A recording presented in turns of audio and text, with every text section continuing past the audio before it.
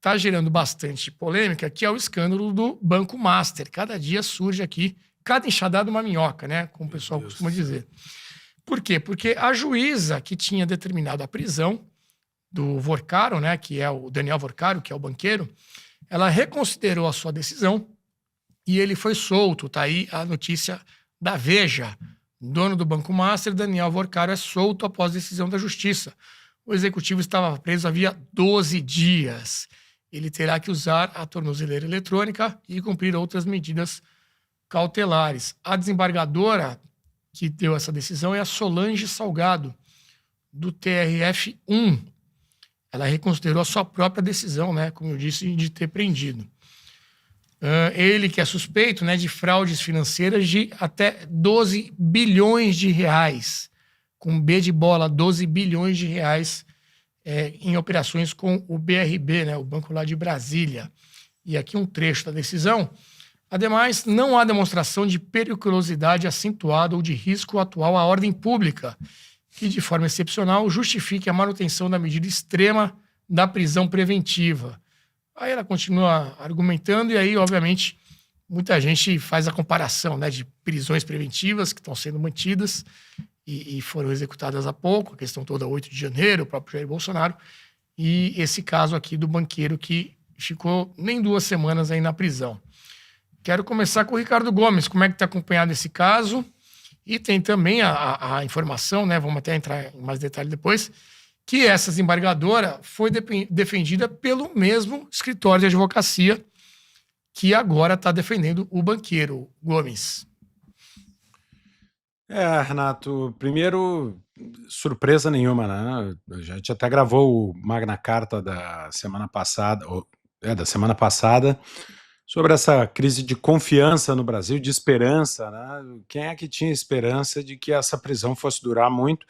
Aliás, vamos combinar que também o tipo de prisão ela é para preservar a produção probatória e assim foi feito. Então foi preso, se preservou a prova, tem que responder em liberdade. Então, tecnicamente, tem que olhar para a legislação. Acho que chega, a gente já está cansado de ver abuso judicial, então, querendo ou não, vamos olhar para a lei.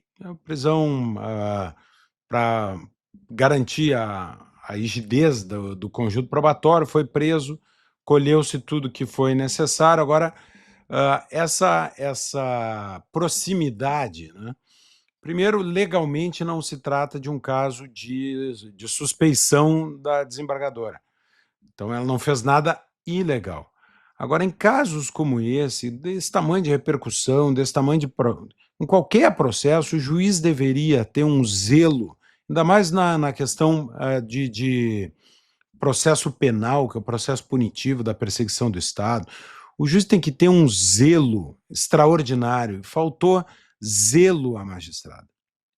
É verdade também que a gente tem visto, eu falo isso com o maior cuidado aqui, porque a gente melindra a classe advocatícia, da qual faz parte, a gente tem visto cada vez mais um espalhamento, uma estratégia de espalhamento de ações com vários escritórios diferentes.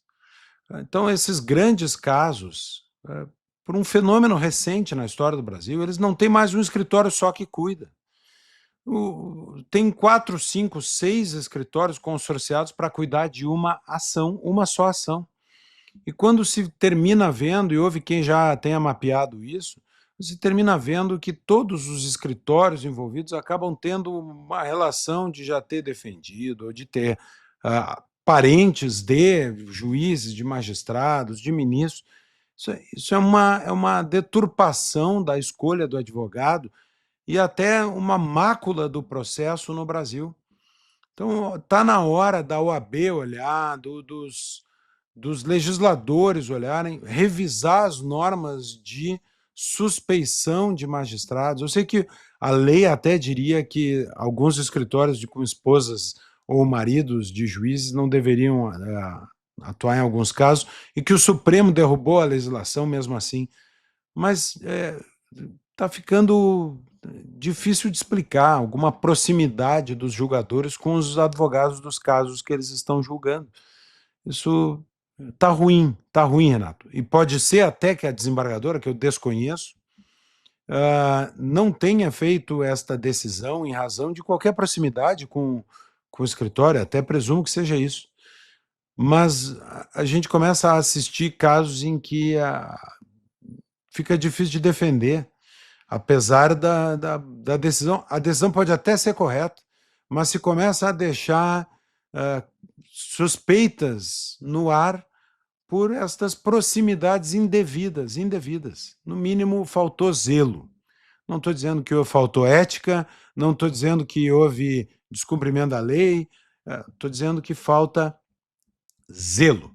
Quanto ao Vorcaro, não tinha dúvida nenhuma de que ficaria pouco tempo preso, porque a lei permite essa prisão para casos específicos e assim tem que ser, e também porque eu, honestamente, não tenho nenhuma expectativa de que, eventualmente sendo condenado, de que Vorcaro, de fato, cumprirá uma longa pena, se culpado for. Queria aqui o comentário do Lobauer.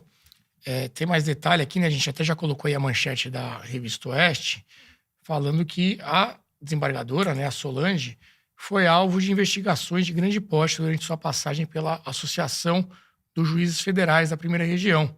Em 2010, uma auditoria interna identificou a contratação de 45 empréstimos simulados junto à Fundação Habitacional do Exército, totalizando cerca de 6 milhões. Então, também é uma desembargadora aí que tinha denúncias contra ela, né, o Lobauer, e que tem esse mesmo escritório que agora defende o banqueiro Vorcaro, foi a que defendeu a Solange nesse caso aqui dessas denúncias.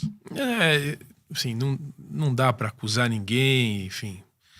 O Ricardo fez um comentário aí bastante responsável, tal, mas eu li ali uma parte da não sei se é justificativa, qual é o termo certo, justificativa ou da explicação que ela dá ao dar ao habeas corpus para ele. Ela diz assim que a viagem que ele foi pego no aeroporto, entrando no avião para provavelmente fugir do Brasil. Uhum. Que tudo indica, aparentemente era isso. Mas ela disse que a viagem estava justificada.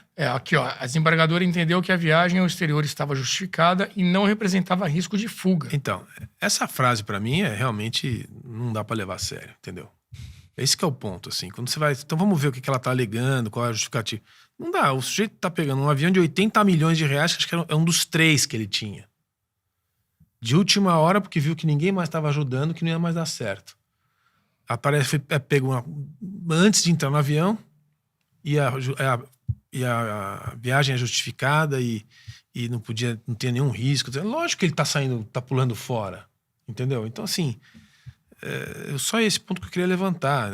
Pelo texto, você já gera no mínimo uma certa desconfiança, né?